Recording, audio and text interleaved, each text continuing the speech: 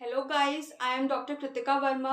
जैसे जैसे आपकी प्रेगनेंसी का ड्यूरेशन बढ़ता है वैसे वैसे काफ़ी सारी फीमेल्स को वाइट डिस्चार्ज की प्रॉब्लम शुरू हो जाती है। उसको लेके आप काफ़ी ज़्यादा चिंतित रहते हो कि अरे ये वाइट डिस्चार्ज प्रेगनेंसी में नॉर्मल है, कहीं इसके लिए कोई चिंता के विषय तो नहीं हो गया, कहीं हमें तुरंत अपने डॉक्टर को दिखाने की ज़रूरत तो नहीं है, कब ये डिस्चार्ज एबनॉर्मल हो सकता है और इसके लिए आप क्या हाइजीन टिप्स ले सकते हो जिससे कि आपको इसमें इन्फेक्शन डेवलप ना हो और कोई दिक्कत ना हो। तो आपके इन्हीं सारे क्वेश्चंस की जानकारी देने की कोशिश आज मैंने इस वीडियो में की है। सबसे पहले बात करते हैं कि आपको प्रेगनेंसी में वाइट डिस्चार्ज ज़्यादा क्यों होता है। देखिए, प्रेगनेंसी में ईस्ट्रोजन और प्रोजेस्टेरोन नाम के हार्मोन्स का लेवल इंक्रीज हो जाता है। साथ ही साथ में यूट्रस की ब्लड सप्लाई भी इंक्रीज हो जाती है, जिसकी वजह से जो सर्वाइकल ग्लैंड्स होते हैं, जो वेजाइनल ग्लैंड्स होते हैं, उससे म्यूकस का प्रोडक्शन इंक्रीज हो जाता है। इसी वजह से आपको प्रेगनेंसी में ज़्यादा पानी आने लगता है, यानी कि ज़्यादा वाइट डिस्चार्ज होने लगता है। लेकिन ये जो वाइट डिस्चार्ज होता है ये एकदम वाटरी होगा, नॉन फाउल स्मेलिंग होगा। इसकी वजह से आपको कोई इचिंग, कोई इरिटेशन कुछ नहीं होगा, कोई फीवर वगैरह नहीं आएगा।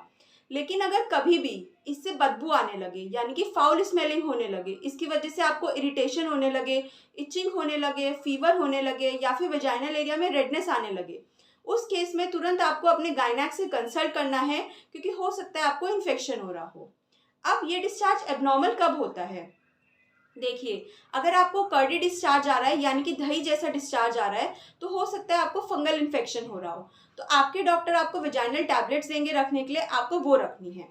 अगर डिस्चार्ज से बदबू आ रही है, यानी कि अगर डिस्चार्ज फाउल स्मेलिंग हो रहा है, तो हो सकता है कि उसमें बैक्टीरियल इन्फेक्शन हो रहा हो।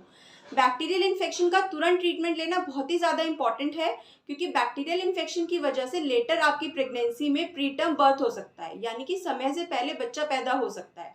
तो आपको बैक्टीरियल इन्फेक्शन का ट्रीटमेंट तुरंत लेना है।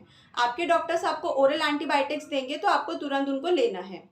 कई बार ब्लड स्टेन डिस्चार्ज भी हो सकता है, जिसका कि मोस्ट कॉमन रीजन होता है या तो प्लेसेंटा प्रीविया, यानी कि अगर आपका प्लेसेंटा नीचे की तरफ है, या फिर आपका प्लेसेंटा समय से पहले ही अपनी जगह से सेपरेट हो गया है, जिसको कि आप रप्चर प्लेसेंटा बोलते हैं। ये मोस्ट कॉमन कॉजेज होते हैं ब्लीडिंग के प्रेगनेंसी में। तो अब बात करते हैं कि आप क्या हाइजीन टिप्स ले सकते हो जिससे कि आपको वाइट डिस्चार्ज जो हो रहा है उसमें कोई इन्फेक्शन डेवलप ना हो, आपको कोई दिक्कत ना हो। देखिए, सबसे पहले तो आपको हमेशा वेजाइनल एरिया को ड्राई रखना है। आप जितनी बार भी वॉशरूम जाओ, कोशिश करो कि एक कॉटन के क्लोथ से उस एरिया को पोंछ लो, जिससे कि वो ड्राई रहे। हमेशा आगे से पीछे की तरफ पोंछना है, यानी कि फ्रंट टू बैक, कभी भी बैक टू फ्रंट नहीं करना है, क्योंकि उससे जो एनस के ऑर्गेनिजम्स हैं उसकी वजह से वेजाइनल इन्फेक्शन हो सकता है। हमेशा वेजाइना को ड्राई रखना है। कॉटन की पैंटीज यूज़ करनी है, कोई भी टेम्पून्स यूज़ नहीं करने हैं। आप पैंटी लाइनर्स यूज़ कर सकते हो। वेजाइनल एरिया में कोई भी सोप यूज़ नहीं करिए, कोई डिओड्रेंट्स, परफ्यूम्स, ये सब बिल्कुल भी यूज़ नहीं करिए, क्योंकि इन सब की वजह से भी इन्फेक्शन का रिस्क बढ़ जाता है। कभी भी टाइट क्लोथिंग्स मत पहनिए, क्योंकि मॉइस्चर की वजह से भी इन्फेक्शन का रिस्क इंक्रीज हो जाता है। साथ ही साथ में आप अपनी डाइट में प्रोबायोटिक्स ज़्यादा ले सकते हो, जैसे कि दही ले लिया आपने, छाछ ले लिया। प्रोबायोटिक्स के हेल्प से विजाइना की पीएच मेंटेन रहती है। अगर विजाइना की पीएच मेंटेन रहती है तो कोई भी बैक्टीरियल इन्फेक्शन या किसी भी तरह के इन्फेक्शन का होने का रिस्क कम रहता है।